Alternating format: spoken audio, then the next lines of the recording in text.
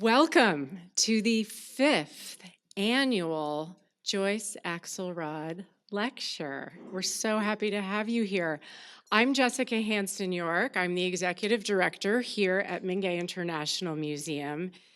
It's great to see you all here. I know we have many friends of the museum, friends of Joyce, always, members, supporters. I see artists and craftspeople and educators here in our audience. Each of you are a really important part of our creative community here in San Diego. So thank you, everyone, for joining us. We're all here because of a shared love of craft and design, a shared deep interest in the creative process, and I think a collective excitement to learn, to explore, and to talk together about all of it. And gatherings like this one are really, they're so special, and I'm grateful to each of you for being part of this shared dialogue. And the Axelrod Lecture is always an opportunity to add new voices and new ideas to that ongoing conversation that we're all part of. Tonight's speaker, Dr. Millar Fisher, will share her literal journey across America, spending time in the heart of craft schools and centers and spaces, piecing together a really honest and meaningful picture of a national shared undertaking to keep the heart of craft beating at a strong and steady pace. And I'm so excited to hear from her in just a few minutes. Quickly first, I have a little housekeeping and a few thank yous. Do remember when the lecture ends later, we'll do our best to get you all upstairs. We'll have 2 elevators running, and we can enjoy the food and drink at the reception together on the entry level. I want to acknowledge Joseph Fish for bringing this series to life in honor of Joyce and for funding this event tonight. Joe, thank you so much.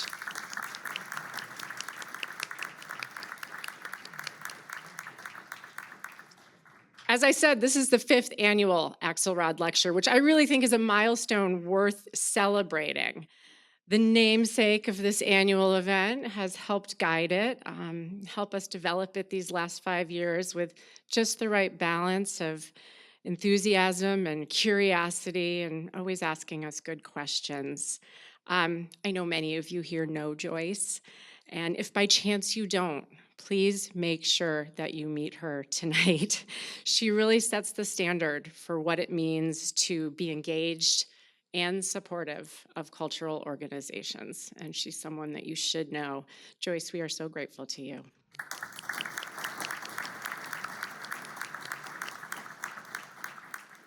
I have many talented colleagues who help make this event happen, and I want to acknowledge them, starting with Allison Manch, Heather Kerner, Adriana Galaz, Diana Benavidez, Jenna Bautista, Ron Kerner, Mariano Diaz, and our hardworking security team and frontline staff. Thank you to my dear colleagues, all of you. I really want to do a special thanks to the director of all of our public programming, Shannon Foley. She's back there. Thank you, Shannon. She does a great job. And I especially want to acknowledge the true artistic leader here at Mingei, someone I am so lucky to work in partnership with, Dr. Emily Hanna.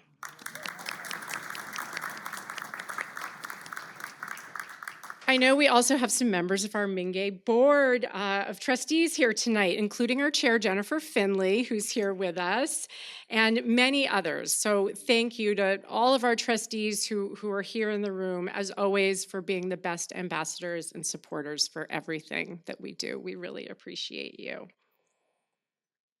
So I'm going to look back for just a moment. Our first Axelrod speaker 5 years ago was the curator and writer, Glenn Adamson. And he asked in the final chapter of the book that he published that year in 2021, can craft save America? The answer was inconclusive, but a reminder that throughout history, craft has been a means of resistance and radicalism and economy and expression and identity.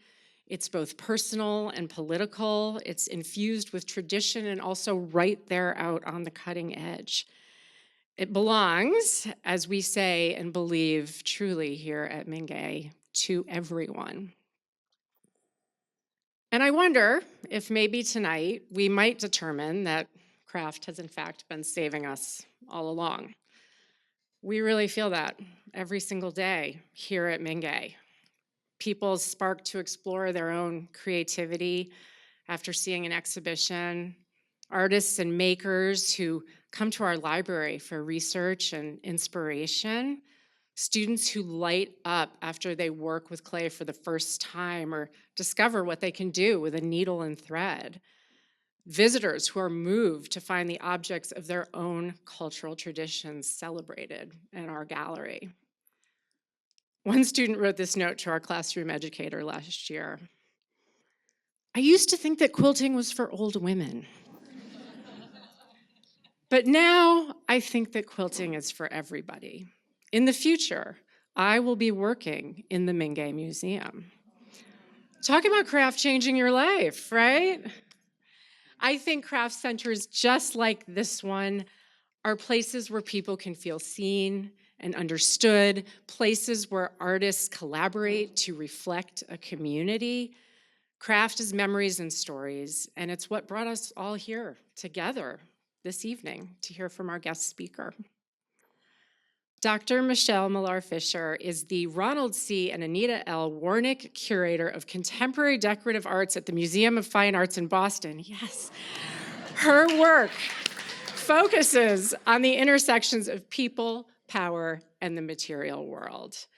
Now, in addition to her work and publication on craft schools, she leads an independent team on a project called Designing Motherhood, Things That Make and Break Our Births. She holds multiple degrees in art history from the University of Glasgow, Scotland, and the Graduate Center at the City University of New York. She publishes widely on art and design and architecture, and she left 3 feet of snow in Rhode Island to be with us here tonight. Please join me in welcoming Michelle.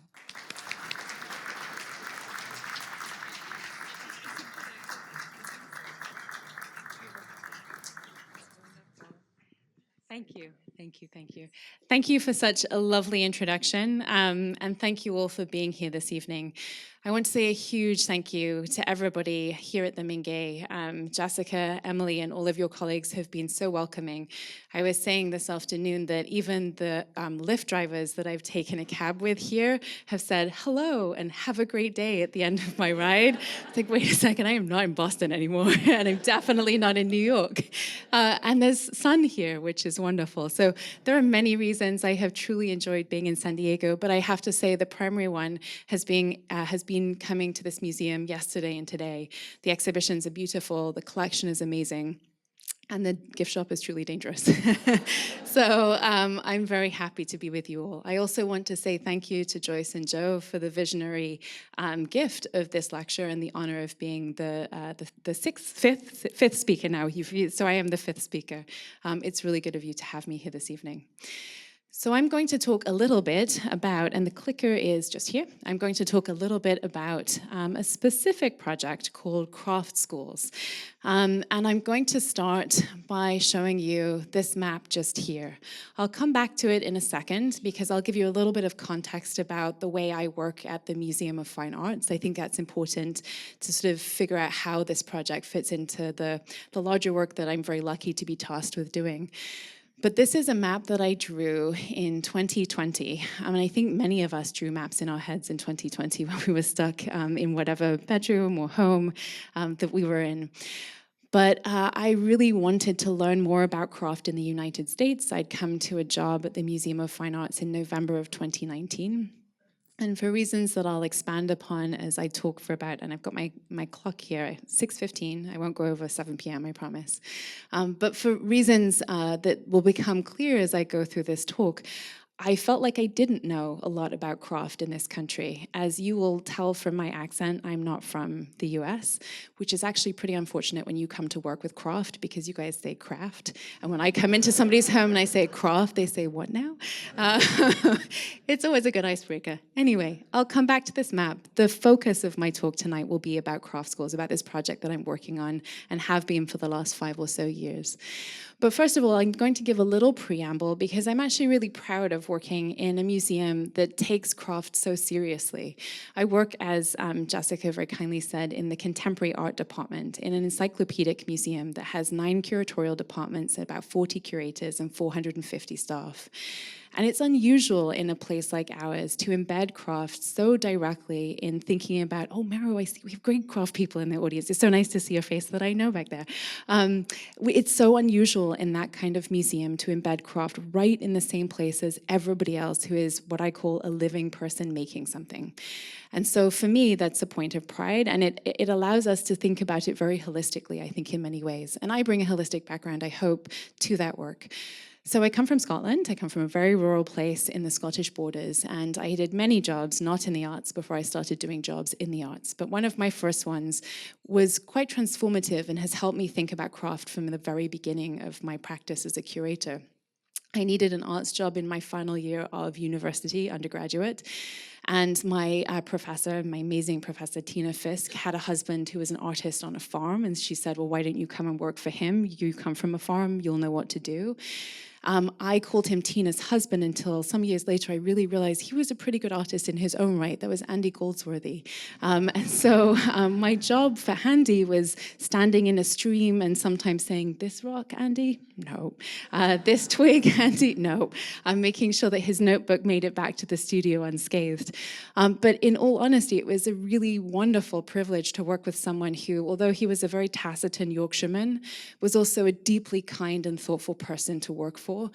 Was a brilliant mind, and was someone who took very seriously the natural cycles of life, a very embodied sense of being in the world, of being in the landscape, and of understanding nature as a collaborator, understanding these materials as something that were absolutely living alongside him.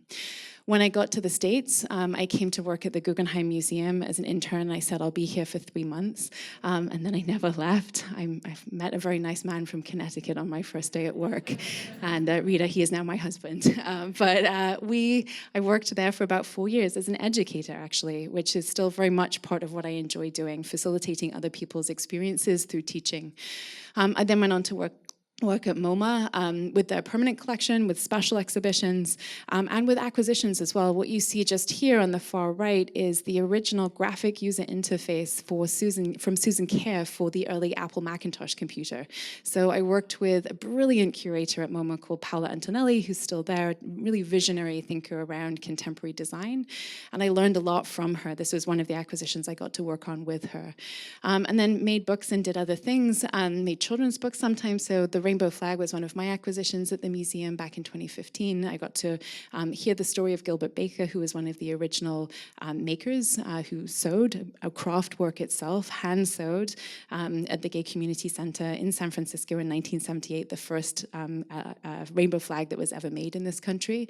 And so we have that history now at MoMA. And then I went on to work at the Philadelphia Museum of Art, also in design. But I've been at the MFA in Boston now for about 7 years. In the contemporary department, everybody wears a lot of hats, so I am the specialist in contemporary craft and design and decorative arts. And we can talk a little bit more about terminology maybe in the Q&A, because where does Dec Arts end? Where does craft begin? Where does design figure into those things? But I also work with artists who are time-based media artists, who are painters, who really work across media, and so do all of my colleagues in that department. We have a really lovely connection with the School of the Museum of Fine Arts, which is just across the road from us. And many of you may know, but if you don't, the kind of East Coast early encyclopedic museums, the Met Museum, the Philadelphia Museum of Art, and my museum, the MFA, all started as teaching collections, really. So the school and the educational remit came first. We were study collections for students, and then we grew into the museums that we are today. We don't have the same kind of financial connection to the SMFA, the School of the Museum of Fine Arts, anymore, but we have a spiritual connection, and that manifests in working with their students and alumni every single year, putting on exhibitions of their work and working with emerging and mid-career artists. And it's something that I love to do, because that often allows us to connect them with some of the craft that I feel is inherent to a museum like ours, which is our conservation department. Again, people with really embodied and sometimes very technical skill that can help artists think about preserving their works, storing their works, making their works stronger over time. And so just a couple of slides here. Much of my work has involved thinking through our permanent collection. We're really lucky to have a pretty idiosyncratic but rather wonderful collection of contemporary art. This is a permanent collection exhibition of 100 works on the theme of care that I co-curated back in 2023. It was on display for 18 months. And I was really proud here too, because of the shape of our department, we were able to really embed contemporary craft in that conversation. So on the far left, you have, for example, Deirdre Bracken's beautiful Shadow Rays. It's a hand-woven 34-foot, 4-part tapestry. And that was one of the acquisitions that I've brought in recently to our collection. I also love working on writing around craft. How many of you love and know Martin Puryear's work? How many of you love and know James Kranov's work? A few people. So I see. I know why that hand went up over there. So I got to write an essay recently for our Puryear catalog, and this was another way that I feel slowly but surely we interpolate the work and worlds of contemporary art and craft. To cut a very long and wonderful story short, back in the late 1960s, between 66 and 68, Martin Puryear, the wonderful American sculptor, spent a formative 2 years in Sweden, in Stockholm. He had done a Peace Corps stint in Sierra Leone just before that. He'd come to Stockholm to work, to be a student at the Royal Academy to study printmaking, which is really where his early love of wood as the matrix and the block for making those prints then got translated into his later work, as you see here, with beautiful sculpture. And he was walking through the National Museum in Stockholm one day, as he did very, very often, and he happened upon the Decorative Arts wing. He walked through and he saw this beautiful cabinet, and he thought, who made that? It's absolutely flawless. And he really had this moment with it. He clocked the name, James Kranov, and then he, a couple of weeks later, happened to be reading a Craft Horizons, shelter magazine for craft, in the US Embassy Library. It was a magazine that had been started here in 1941 by Aileen Osborne Webb. Some of you may know her name. We'll get to her a bit later in part of the history of craft schools. But he came across James Kranov, who had written an article in Craft Horizons on, and I quote, the friendly mystery of wood. And he thought, wait a second, here's this guy again. Who is this? Realized that James Kranov lived in Stockholm, looked up his address in the telephone book, realized he was 2 subway stops away from where his student dorm was, and so turned up at James Kranov's door, who was at least a generation older than him, knocked on his door and said, can I come in and be your apprentice? And James Kranov said, no. Absolutely not. You would totally destroy my studio time. But come in and take a look, come in for dinner, meet the family. And so this famously quite bristly man invited this younger person in. One of the wonderful stories about craft is about lineage, about who your teachers are, who gives you that moment of access.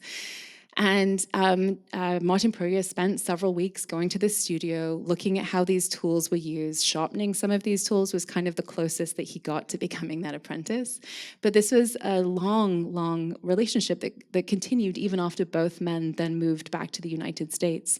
Kranov was Siberian born, actually, lived in Stockholm for a large part of the mid-century, mid-20th century, and then came to the States, came to California. So it's a nice connection to the state that we're in tonight, and founded a profoundly important craft school here, the Kranov School of Woodworking, which is up in Fort Bragg. It's one of the most beautiful places I've ever visited. If you ever get the chance to go.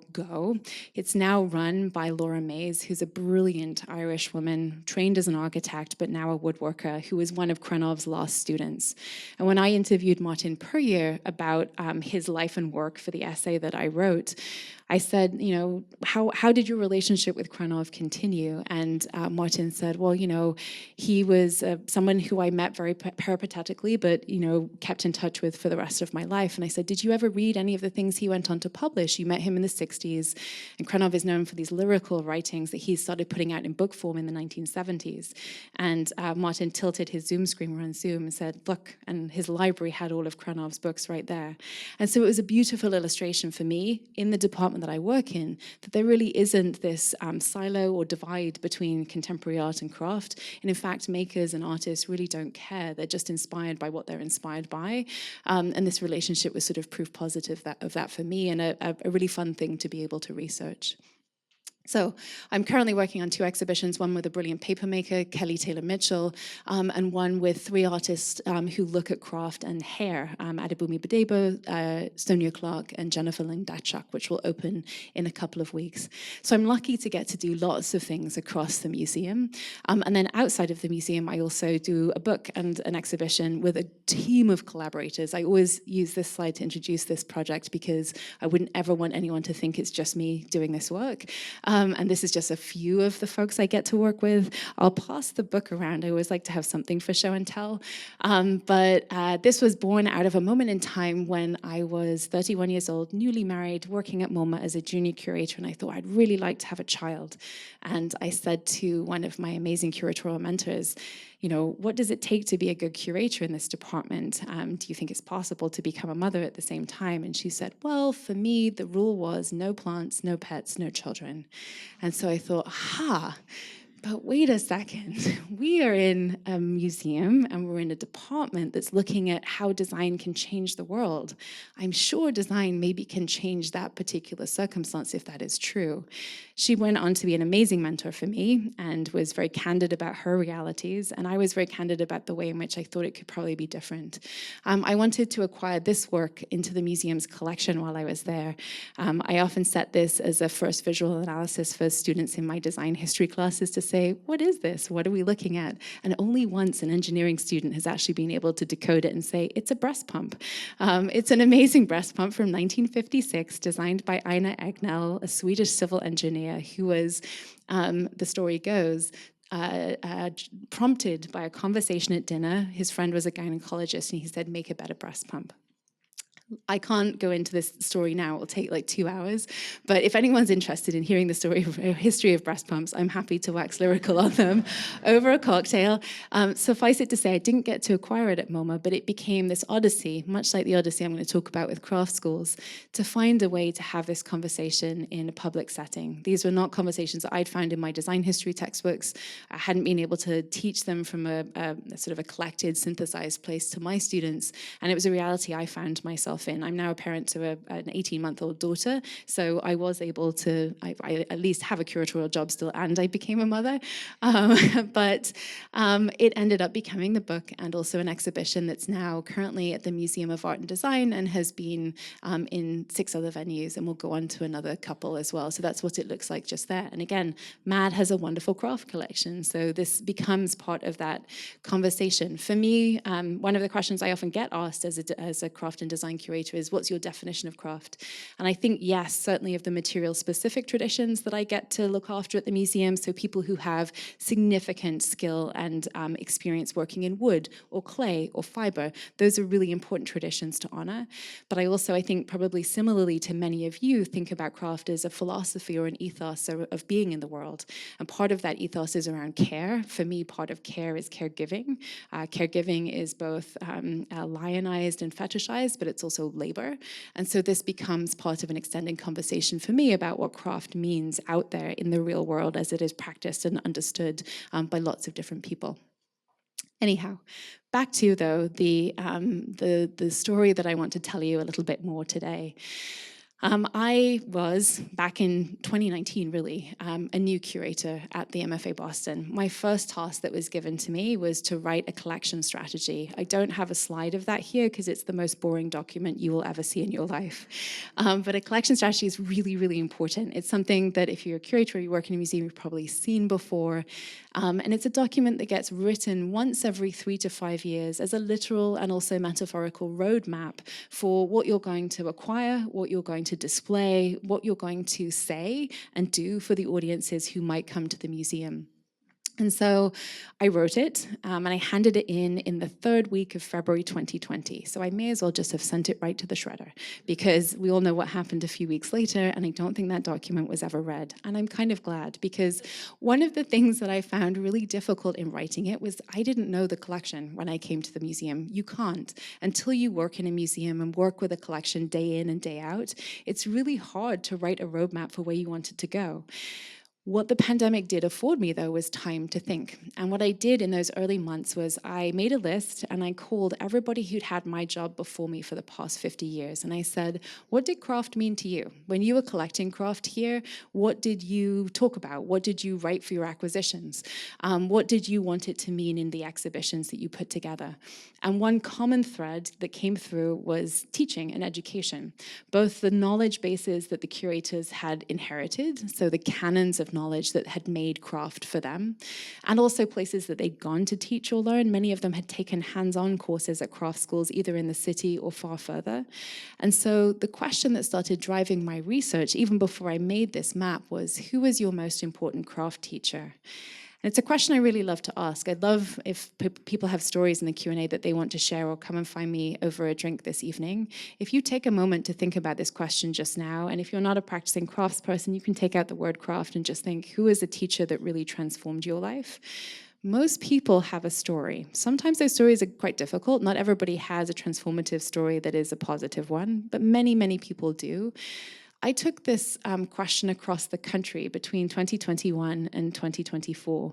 I had a really wonderful supervisor and then a very wonderful new supervisor in that period of time who didn't balk when I said, I'm coming to you in a department meeting with a map, and I think it would be a really great idea if I was able to take between 4 and 5 weeks away from the office to go through and make these journeys over Amtrak. I also have to say a huge thank you not only to them, but the Center for Craft, who gave some of that funding. I got $12,000 to make it across the United States, which is about $300 per state for the travel and also the accommodation and food. And so I'll show you in a picture in a second of my before and after traveling. I do look like I've aged slightly between those photos because I took a sleeping bag and I slept on the train in the seat most of the time because it's a little more expensive to have a cabin, but it was a great set of adventures.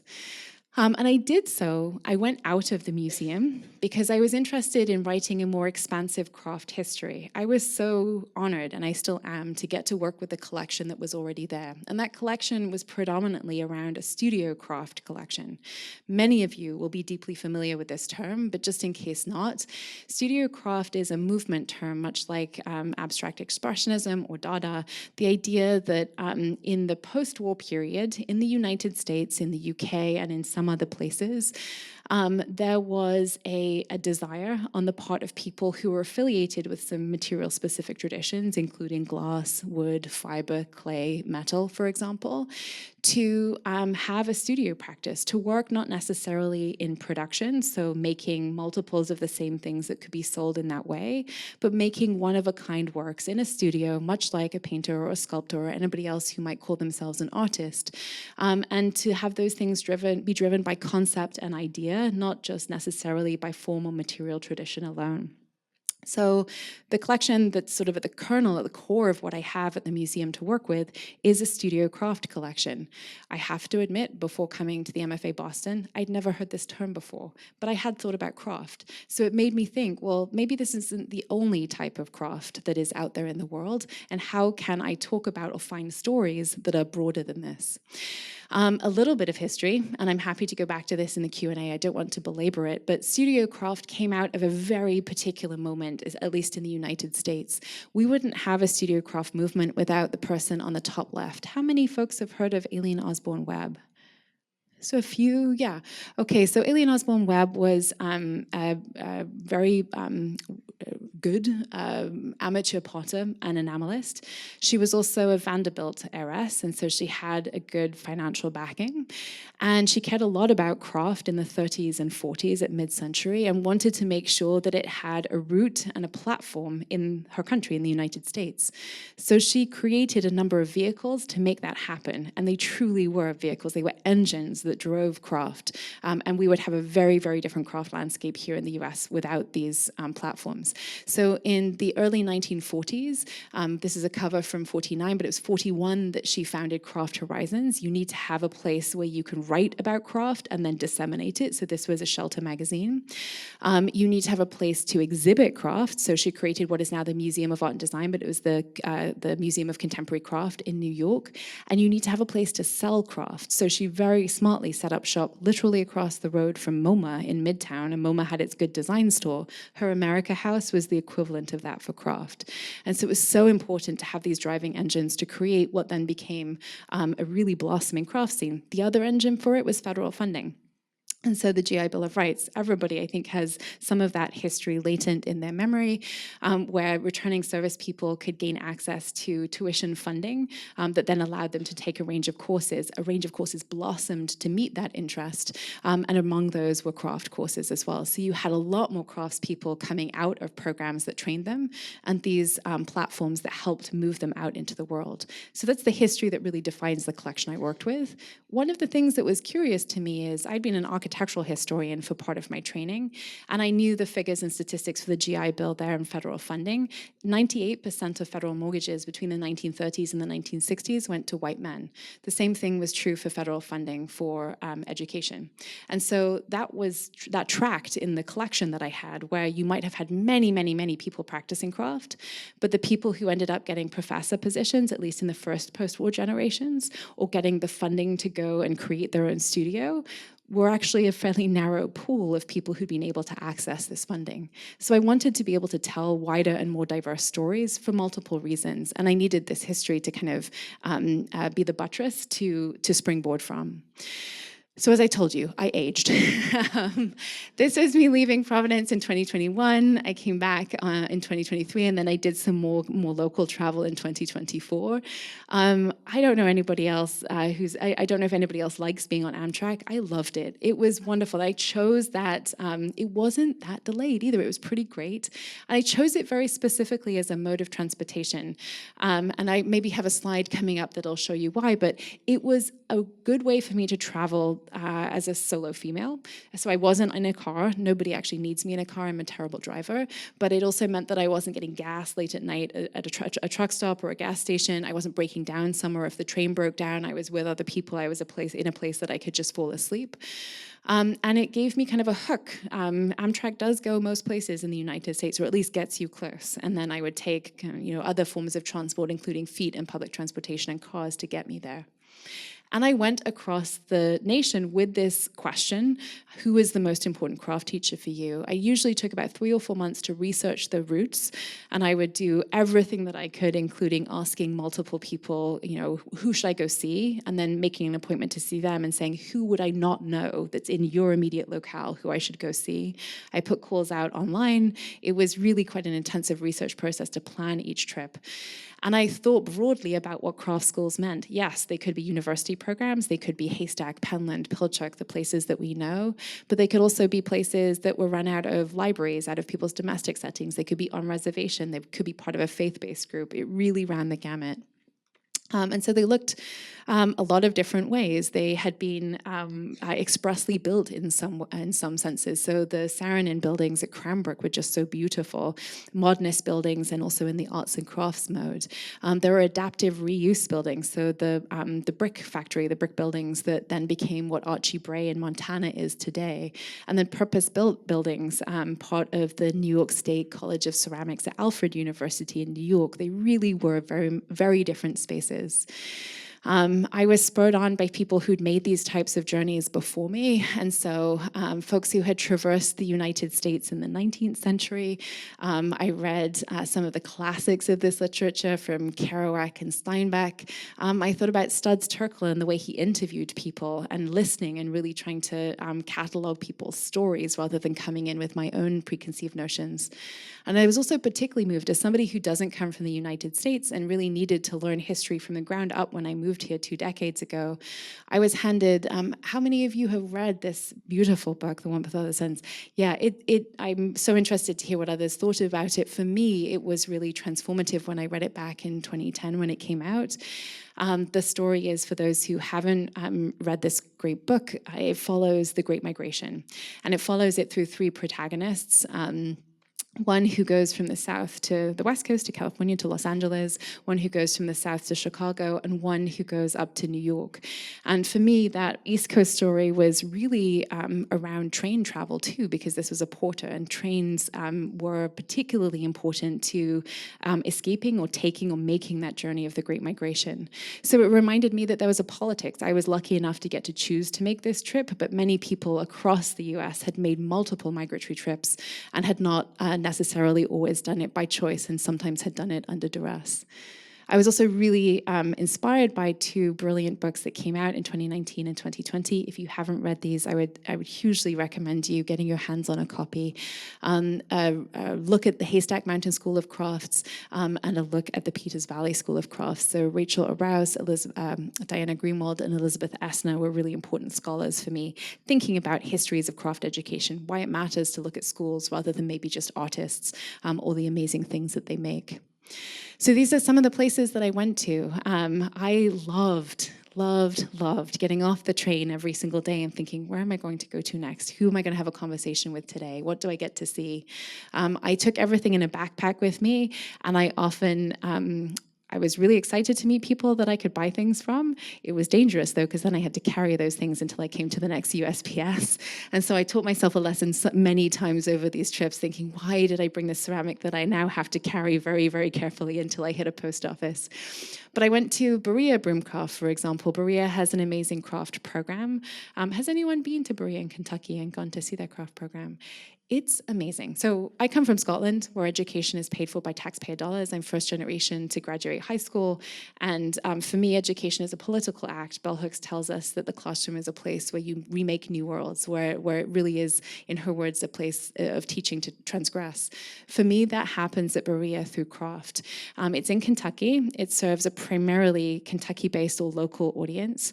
Most students who go there have to come from a family who are making underneath the federal poverty line of about $40,000.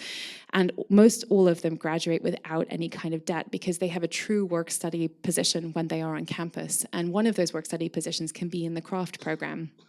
And so you can come into that craft program not knowing anything about making. You can come in as an arts major, but also a biology major, something totally different perhaps.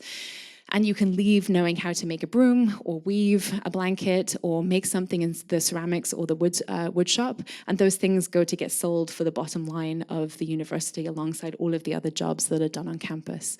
I also went to the American College of Building Arts. This is their amazing stonemason studio, our masonry studio. It felt like walking into, and my photography doesn't do it justice, but walking into the nave of a medieval cathedral going into this space.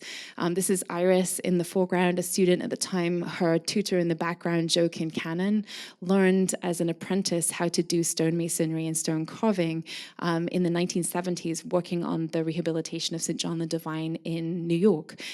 And did so by learning from master stonemasons who had come in from Liverpool, who had repaired their own cathedral after the Blitz. And he talked about this lineage of stonemasonry coming to a place like Charleston, South Carolina, at the American College of Building Arts, which is a trade school, so trade and vocational learning, very much an important part of this story. It was set up in 1999 after a particularly bad hurricane in a city that has a lot of architecture that it likes to preserve, but didn't have enough people trained to do that. And so they wanted to create a space to do it. And then here on the right-hand side, Daryl Montana, who's a brilliant protagonist in Mardi Gras every single year. He learned how to make these incredible costumes that sometimes weigh up to 70, 80, 90 pounds from his father. He started at age 6, so his craft school was a domestic setting. He was at his father's knee and for 50 years learned from him and then went on to make his own creations. And I got to walk through his house where he has 20 or 30 of these costumes out on display. It was absolutely amazing. I went to the Chicago School of Shoemaking. Sarah McIntosh, that's the photograph I saw on her wall. When I asked her who was the teacher that brought you to your practice, she insisted that she was self-taught until really close to the end of the interview. And I said, who's this? And she said, it was me, first grader, eventual shoemaker. And I said, well, what are you wearing? And she said, oh, yeah, I'm wearing a dress that my mom made me. My mom made me all of my dresses. That's the way I learned to sew first. I watched her and then she taught me. And most of the responses that I got to the question that I asked were really never people that I already knew. These were not artists who we had in our collection or makers that had some kind of public profile, at least in my knowledge. They were parents, grandparents, community members, faith-based leaders, people who had made an important and profound difference in many people's lives, but hadn't found their way, at least into the institutional histories that we'd been talking about. Jenny Williams, a brilliant beadworker and weaver in Lapwai, Idaho, who's been working in the school system there for over 40 years, teaching children the kinds of craft from the Nez Perce traditions that she actually wasn't able to directly learn from her matrilineal ancestors because of assimilated boarding schools and the breaking of those kinds of traditions. So there were many stories where craft knowledge had not always been passed down. Those lineages had sometimes been broken and sometimes quite violently as well. So what will this project end up as? I have about maybe 15 or so minutes, and I want to keep it short so I can make time for questions. The project will end up as a book. I just sent it away to the copy editor this week, so it feels really great. It's 100 of these places. It's sort of a traveler's guide to craft schools across the US, and a way to either from your armchair or maybe if you are going out on the train or on the road, think about places that you might want to go visit when you're out and about. And this is a little bit about of what it looks like on the inside. It's designed by two phenomenal designers, Natasha Chandani and Lana Carver, who together run a design firm called Clanada. And they took inspiration from Audubon guides and the Baedeker guide, the travel guide from the 19th century. They wanted to have this thing that you could hold in your hands and kind of look at and flip through. And so each of the 100 craft sites or schools gets an entry. And then there's about 550 images from these places that are pulled from archives and student days. Most of them have never been published. And that, I hope, gives a flavor of what these spaces look like, their convergences, but also their divergences as well, the ways in which they are completely unique and special. This project has also spurred acquisitions at the museum. And so the Tender Loving Care exhibition was at least about 15 or 20% acquisitions of craft, both deep cuts from our collection, but also from more recent acquisitions. And they include Tabitha Arnold, an amazing tapestry maker from Tennessee, Venetia Dale, who's a brilliant metal worker in Boston, and some of the aforementioned Berea brooms. And so we are changing and remaking what our collection looks like through the research that we've done from across the United States. In summer of 2023, I was really lucky to go to Haystack Mountain School of Craft in Maine. Has anyone visited there? If you get the chance, go. They have really wonderful 2-week courses that you can take across different studios like woodworking and ceramics and surface design and fiber. They also have a 1-week course called Square One. So that is what I would take next time because I'm not a maker, I'm a writer and a historian. But I got invited to be their in-house visiting curator for 2 weeks in summer 2023. I was a little nervous about going, I have to say. I had gone to visit so many of these craft schools, but like for a day or 2 days, and I had left and come back and left and gone to the archives mostly. And this was going to be 2 weeks, and I'm not usually a joiner. And so I said to my husband, is this going to be like an adult summer camp? I'm not too sure about this. Like, I may not be able to do this. I'll try it. I came back and I was given a limit on how many times a day I could say the word haystack because I joined the cult. I highly recommend going to stay at a craft school. It sort of changed my life. It was wonderful. It was a really wonderful place to be amongst 100 other people who just wanted to talk about and learn and live with embodied skill and making. And I was so lucky to meet Madoda Fani, a South African-based ceramicist who made this work while he was on site at at Haystack in 23, and we now have that work in our collection as well. It's a beautiful drum that also functions as a vessel in his signature style, which is sort of this burnished, oiled method of hand coiling from the bottom up, and then spending many, many hours smoothing out the surface before then firing it in the way that you see on the left-hand side. It's also going to become an exhibition. And so I thought in the last 5 to 7 minutes that I have, I might share with you what it takes to move from a posture of being out in the world and researching and sort of having all of these wonderful experiences to trying to funnel that into something that becomes a legible exhibition within a gallery space. And so I'm happy to come back to any of these slides at any point in time if you want to talk about them a little bit more. But I'm currently finalizing and sort of finishing the pitching of it internally at the MFA, and it should be an exhibition in the fall of 2027. So if you find yourself in Boston, I'd love to welcome you there. But it's going to be called, we Think with Your Hands, Learning Through Craft Schools. And sort of the pitch that I made to our director and our exhibition team was, in an age of AI, or just in an age of increasing technology, why learn to think with your hands? Why care about craft schools? This is a pair of hands from the violin making course at North Bennett Street School in Boston. And so what I want to sort of help people think through as they come into the exhibition and think about why care about this kind of embodied skill is the universal experience that we have all had at one point in time of being a learner. Many of us still are active learners in different ways. And the way that that makes us feel, the way that it makes our minds work, the way that it makes our bodies work, and then the specific instance of what craft does for us in that particular process of learning.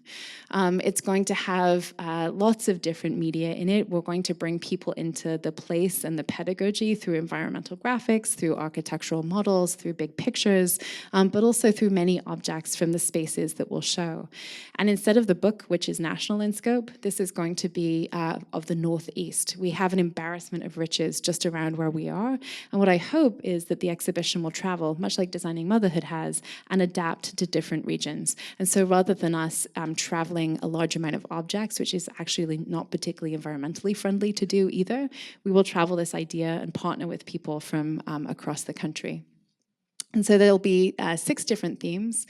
We're looking first at the complexity of craft education. We're rooting our visitors in Boston and in the MFA proper. There was this phenomenal craft program called the Program in Artisanry that was at Boston University from 75 to 1985. Wendy Maruyama was part of that particular program, amongst other people, and Wendy's here this evening. It produced rock stars of craft who have become so fundamentally important to telling stories and to teaching other people. And so we have an outstanding collection of that particular program in our museum, because some of the folks who came before me, who I was lucky enough to learn from when I asked that question back in the pandemic, what was craft at the museum for you? Ned Cook and Jonathan Fairbanks and Jerry Ward, they had taught there, they'd taken classes there, and they had acquired from faculty and students there. So we'll be showing some of those works alongside the MIT Glass Lab and Gateway Arts in Boston. MIT Glass Lab they've had a glass lab at MIT since the 1970s. It actually has a really interesting history. MIT has, of course, material engineering programs and material studies, not material studies programs, but material engineering programs. And one of the reasons they have a glass lab on site, sort of a primary reason, is that they realized in the late 70s and early 80s that they were producing really wonderful students, but sort of in the American mold, where they were individuals who wanted to pursue their own research. They weren't really team players. So they brought in this form of craft making because they realized that you can't make glass alone, you can't blow glass alone. So you can experiment with material, you can push the envelope of it, you can understand more about the science behind it, but you have to do it in a team. And so it has become the longest continuing non-credit bearing course at MIT. There's a lottery to get in because it's so popular. And one of the things that I love and will be in our exhibition, this is Peter Hook just here, who's been at the helm of that program now for over 2, if not 3 decades. He's been there since the late 1980s. And he has created a glass orchestra. So he uses both scientific glass beakers, which are pretty amazing, cutting holes in them, making different sounds and shapes from them, but he also blows glass along with some of the students and faculty to create, as you see in this picture on the far left, membranophones and other types of instruments. So we'll have some of those in the show. We'll also have some sound and performances from them too. And then Gateway Arts is a really wonderful program also in Boston that creates studio space around craft for for disabled artists. And so between those three, they will start our first part of the exhibition. In section 2, we're thinking about trade schools and vocational training. One of the voices that's always in my head with this particular project is that of the former director at North Bennett Street School in Boston, Sarah Turner. In an early presentation of this project, I said to her, I'm really excited about craft learning. And she said, do not forget about trade education. Everybody marginalizes it. Everybody thinks that it's not craft, and it absolutely is part of this story. We're so lucky in Boston to have the nation's oldest settlement house. You may have heard of Hull House and Jane Addams. There's also that particular project across many other cities, Boston being one of them. And so we'll be looking at different types of vocational programs and the ways in which they have connected with ideas of apprenticeship or finding employment and shaping careers and citizens, as it says just here.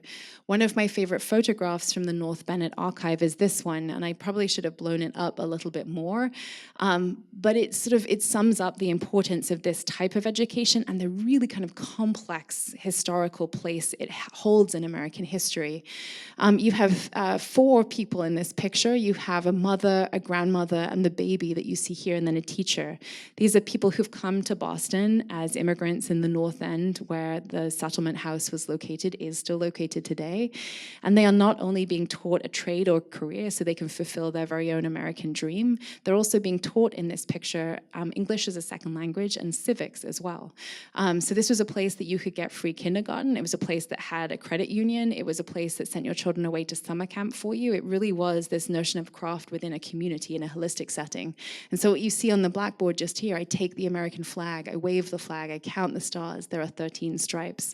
So this notion of sort of inculcating and assimilating immigrants as they came into the US, a complex place for craft to be at play in American history, and an interesting thing to think about across histories of immigration in the US more generally. This is, I hope, going to be my Andy Goldsworthy moment in the exhibition. So we will have a wonderful dry stone wall from the Stone Trust, as well as some Sloyd exercises. The craft philosophy that came from the Nordic region to the United States came in through Boston at the North Bennett Street School, so they have those archives. The third section, we're looking at visionaries, people who have a crazy idea of saying, I'm going to start a craft school, and then they do it. And so one of them is Norma Smider, who's had the Saunderstown Weaving School in Rhode Island for the past 50 years. Her studio is right next to her house. She has about 50 looms there, and she teaches people across all ages and stages. The other person who I love is Alice Turkle. We have Alice's husband's work, Mitch Ryerson, also a program and artisanry student in our collection. He's been shown in the Venice Biennale. He's an amazing woodworker. Alice's studio is right next to him. She makes these amazing toys, which I love. She has taught children 3 to 13 years old woodworking for the last 40 years. She is in nobody's collection because teaching is not seen as a particularly important activity by many historians to date. I think it's one of the most important activities that we can undertake. Teaching is itself a craft. This is the whole point of this exhibition in many ways. And so part of what we're doing in this show is thinking back on who has been venerated within our collection, and Alice will certainly be having some of her work, I hope, joining us. I particularly love, she has brilliant archives in her studio, and this is a letter that she was asked to write to herself in 4th grade, and it says, when I grow up, I'd like to be a carpenter. I want to be a carpenter because I like to make things out of wood. And then she said, the teacher said, could you expand? So she said, I wrote one extra sentence. I remember writing this saying, I think it will take me about 6 months of training. It did take her longer, but she has helped many other students of this age become woodworkers themselves. In the 4th section, we're looking at bastions of studio crafts, so Haystack Mountain School of Crafts, Watershed Center for the Ceramic Arts. This is one of the really poignant and beautiful stories. We went through many archives. Often these archives are in boiler rooms, they're in egg crates. They are not in places that have had time, attention, money, or love. And it worries me greatly that we are going to lose a lot of craft history because it hasn't had some of the cataloging and sort of some of the more kind of behind the scenes and operational work that it deserves. But very importantly, at Watershed, which is a wonderful place for ceramic arts in Maine that's been around since the 1980s, they were one of the first and only places to offer craft as a respite for people living with HIV and AIDS in the 1990s and 2000s. They ran annual workshops for over 12 years, really important, profoundly beloved ones, where they invited people to come and work with clay, but also with various media, including making beautiful big body drawings. These are slides of them. These works were ephemeral. They no longer exist. But each of the participants was invited to lie down on a really large piece of paper and have somebody else from the group trace their body contour, and then they filled themselves in with a portrait. And this was incredibly important at a moment in time when people were told they were untouchable by their friends, their families, their communities. They lost their jobs, their homes. This was a moment in time before a cure. A lot of the workshops happened before the late 90s, or a way to be able to live with this disease. And so some of the folks are still excellent, and they have been so kind to us in allowing us to listen to their experiences of being in these workshops. They still have some of the extant works, but they also remember these moments of creating body drawings as a moment of touch between participants where they've been told, like, that's not possible, and also just simpatico of being in a same experience. And so we'll be blowing up some of these body drawings for the exhibition so that we'll be able to see them in their life-size state and kind of bringing them back into the conversation. And then the last two sections, we're looking at lineage holders. One of my favorite conversations is about Wabanaki basket making in Maine and thinking about types of craft that need protection, promotion, boat making too, handing down these lineages in careful ways right now before they become endangered or extinct. And we've been working closely with the Maine Indian Basket Weavers Alliance that's been around since 1993. How many people here have heard of the amazing basket weaver Jeremy Frey? Yeah, so without Teresa Secord, who is the person who founded the Maine Indian Basket Weavers Alliance and who taught Jeremy and who helped, in his very early years, bought everything he ever made, so he didn't become a mechanic. He carried on making baskets. We would not have Jeremy Frey and many other wonderful makers at this point in time. And then section 6, we're looking at distributed learning. So the main protagonist here is going to be the Brother knitting machine, and thinking about different technologies, right? Craft teaching and learning is not always analog. It does have digital components, many of them. And we'll be thinking about everything from early VHS tapes to YouTube, TikTok, and Instagram, and then all the way back to analog brick and mortar spaces where people come together to learn knitting and many other types of craft. I'll end by saying this seems like a particularly important time to think about craft education and how we value it. I probably, like you too, have been deeply troubled by stories and news items of craft programs and entire craft schools being closed in the last couple of years. I show you here from 1985 when the program in artisanry was closed in Boston, at Boston University. But just in the last couple of years, the University of the Arts, VCU, is closing its wood track, which is mind-boggling to me because they have one of the best faculty out there, Annie Evelyn. And then CCA as well has just announced that it's going to have a takeover by Vanderbilt and will be no longer as of 2027. San Francisco Arts Institute suffered the same fate fairly recently as well. And so I think I don't want it to be a case of you don't know how good you had it until places are gone. It's really important to have a diverse and very, very varied ecosystem of learning. I don't believe in pitting one type of learning against the other or saying something is better for this moment in time. I think that it should be there for people to go and learn from. One of the joys I had as a Scottish person, first generation to college, was that I could go to art school or I could go to trade school. Some of my colleagues left at 16 from high school to go do that plumbing, masonry, electrician work. I could go to Oxbridge. I could go to do the sciences. I could go become a vet. And I was able to consider all of those tracks because they were equally valid and none of them cost anything for me. And so I really don't want us to get to the point in time where craft education becomes something that you can only afford if you have a certain amount of money and it's only taught in very few places. Maintaining a diverse ecosystem of learning is important for all of us because it maintains diverse thought, diverse culture, and diverse citizens, I think. So for me, that's my pitch for this exhibition, and I'm hoping that it will come to fruition in fall. And I'm very grateful for your attention. I've made it to 7:04, so I only went 4 minutes over time. And I'm so delighted to take any questions that you have now or to speak more informally, but thank you so much.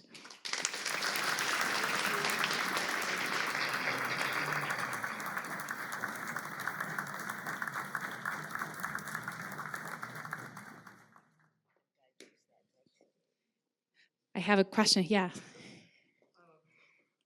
Given the decline in support of the arts, So what was your name, sir? Steve Freed. Steve had a question, given the decline in support for the arts, what does the future look like?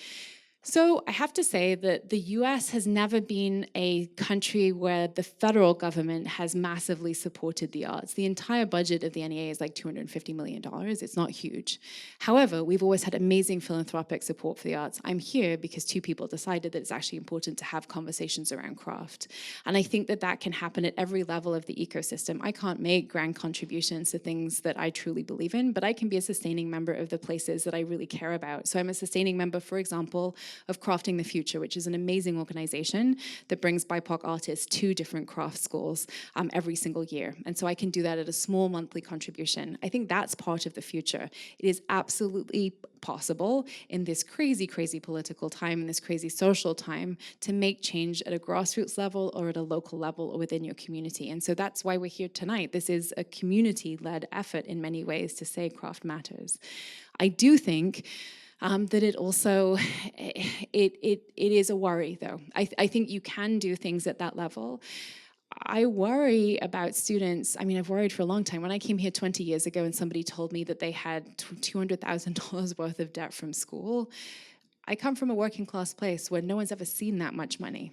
And so no one would ever go into debt that far because they'd never be able to get themselves out of it. And I think generations now of people who've gone into learning environments have been told that that's a norm. For me, that paradigm was never a norm and it never will be because it's not the culture that I grew up in. So I think there needs to be not only sort of this grassroots or organizing at a level that we can understand in a community, but also a complete paradigm shift of how we teach our children and young people what we value about the ways in which they learn and where they get to learn. I have a 1.5-year-old daughter and an American husband, so sometimes we have differences of opinion and culture, but I do think a lot about what I want to teach her about how she will come up and think about educational experiences. And, you know, she may not go to university, she may go to a craft school, she may not, she may do something completely divorced from the humanities and arts like her parents do. But I think what I want to tell her is that put your intellectual capital in a place where you are not charged a huge amount of money for it, because you will be smart wherever you go, and invest in a cohort. I've always been so lucky to have cohorts of peers that have really, truly inspired me. And to think about the ethics of how we engage with education and culture in general. I don't believe in a system that gatekeeps and only lets 2 to 4% of students who apply into it. I don't believe that that space is inherently more interesting or educational or equipped to teach people well. It certainly gets you into sort of upper echelons sometimes, but I'm in a city right now that has a ton of Ivy League schools, but also some amazing community colleges. Kranov's school, he created that school in Fort Bragg specifically in conjunction with a community college. It was the Redwoods Community College of the Redwoods at the time, and now Mendocino Community College. And he did so because he said in the 70s and 80s, you have to like drop $20,000 to walk through the door of many of these university craft programs now. I don't want that to happen. So I think it's about being cognizant actually of value systems and shifting our gaze. But I also, like, I mean, you are saying, yes, I get that. Tell me more, Steve. But how do you do that? So that's very, I think culture can change. I think you do it by communicating about it. So I am an evangelist for talking about education in general. This is why I made this project.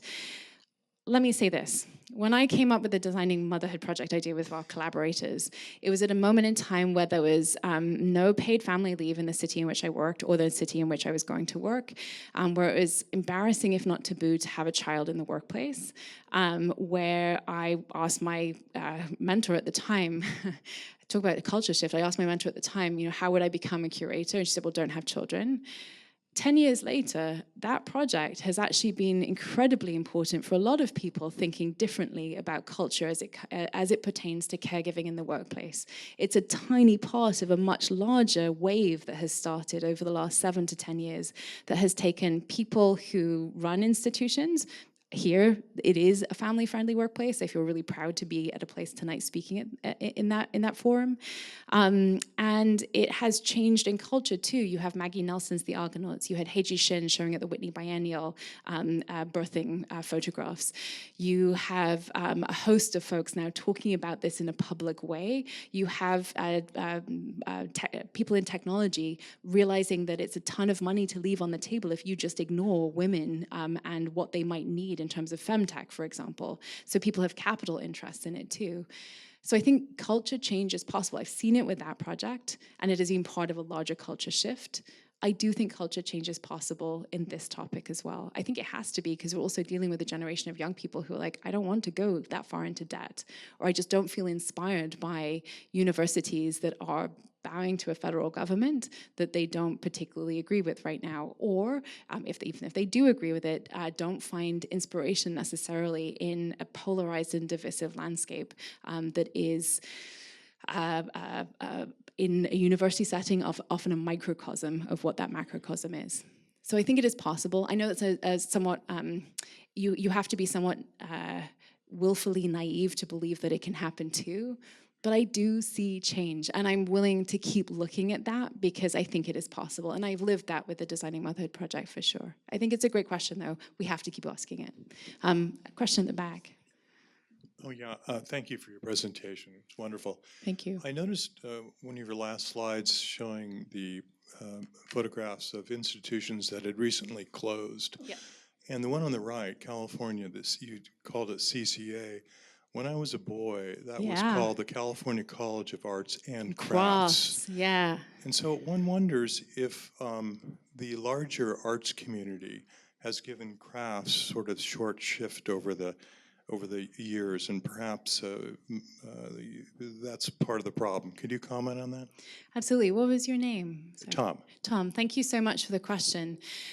Yes, I mean, hierarchies of value have always been an issue for craft and craft history because everything is seen, many things are seen through the prism of art and art history. To wit, I am a craft historian now, that's what my doctoral work is in, but I did, all 4 degrees are in art history because there aren't really many craft history programs that you can go to. Jenny Sorkin's amazing program at UC Santa Barbara is one of them, so California is out front there.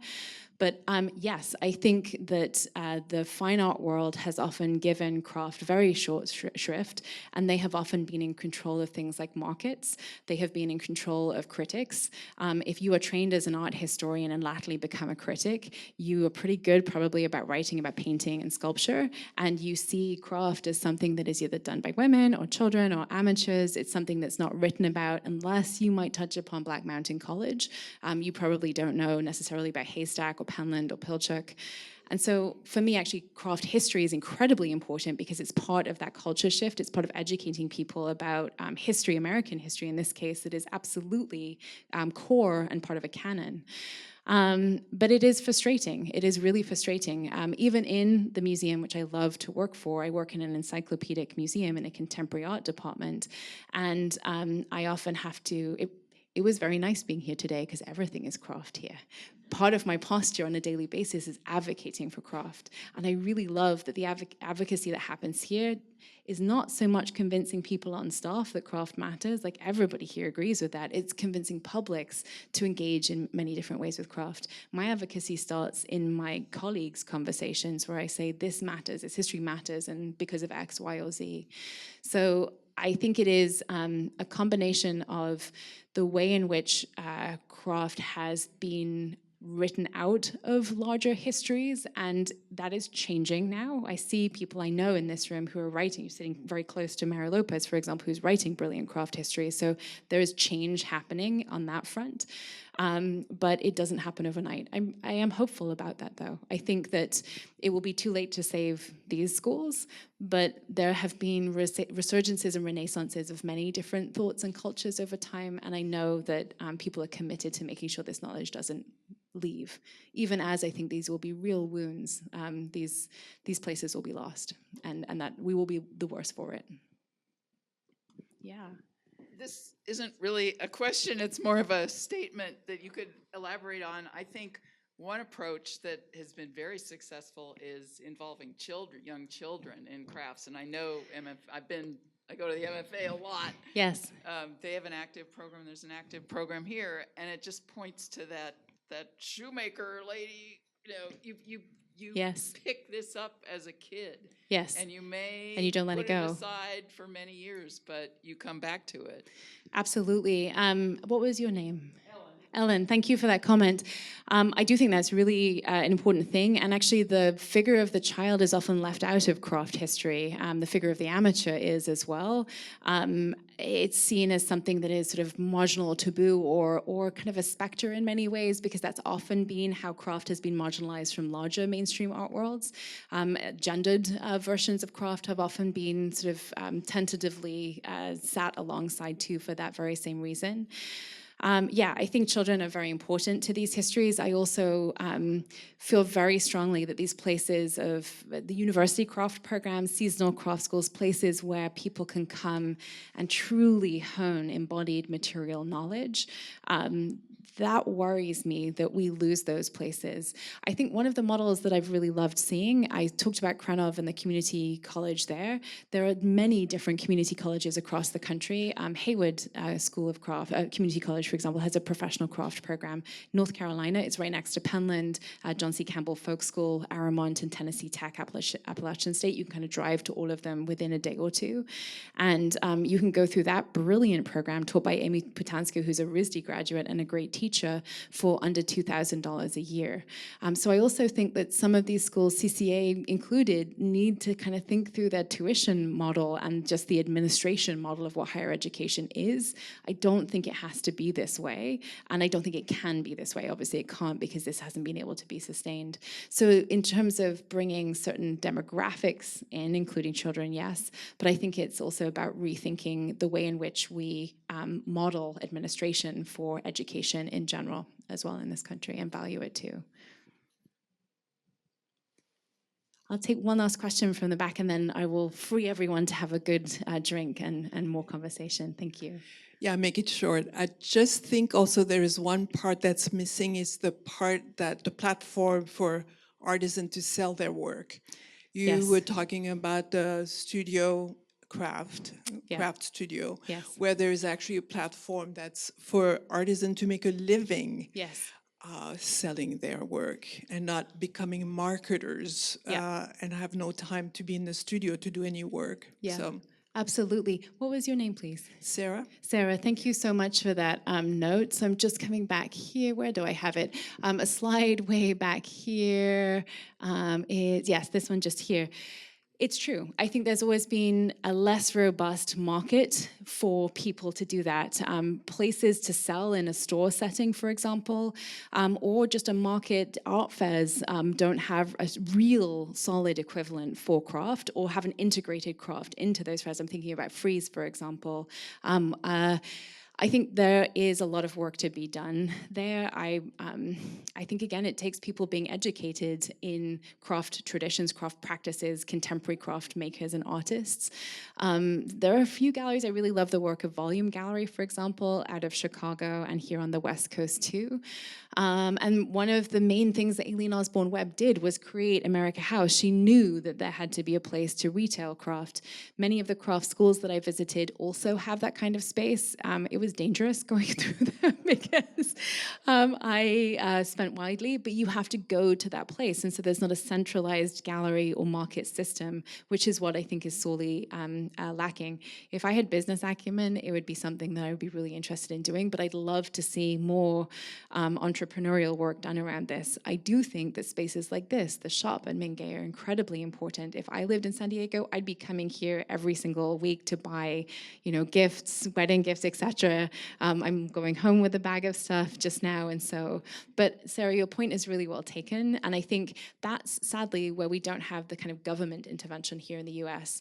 In the UK, in Japan, in many of the European countries, there is government backing for developing that kind of market, which often needs support or subvention, at least in its early years, and also for cultural exchange, sending makers somewhere else to gain the contacts that they need to share their work in that way for commercial purposes. campuses. And I don't see that happening right now, but that is the work that philanthropy could do in the United States, and I'd love to see more of it. We have the history with Aileen Osborne Webb.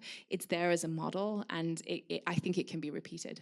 But thank you for some really beautiful questions, and I'm going to end there so you can all get a drink, but I'm happy to chat more.